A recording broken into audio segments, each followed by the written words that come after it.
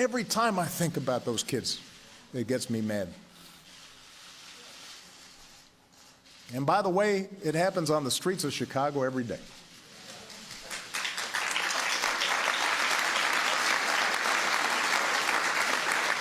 So, we cannot simply turn away and dismiss those in peaceful protest as troublemakers or paranoid.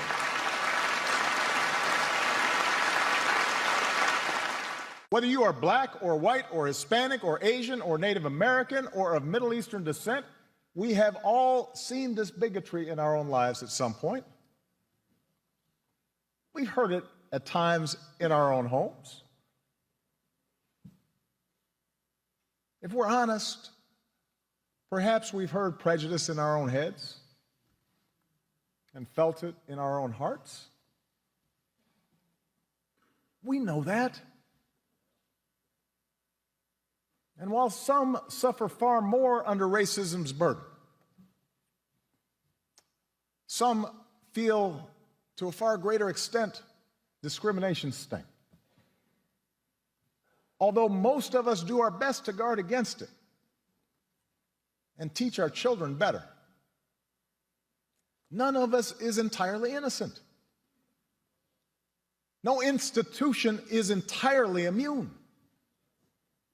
And that includes our police departments. We know this.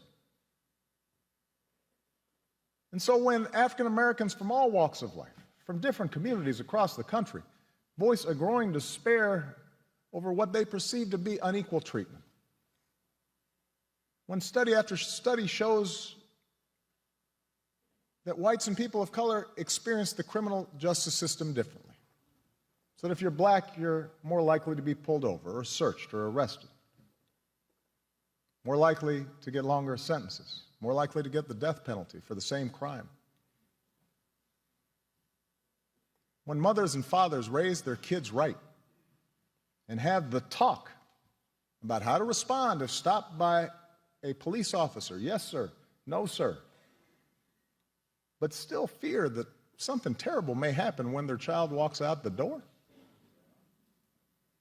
still fear that kids being stupid and not quite doing things right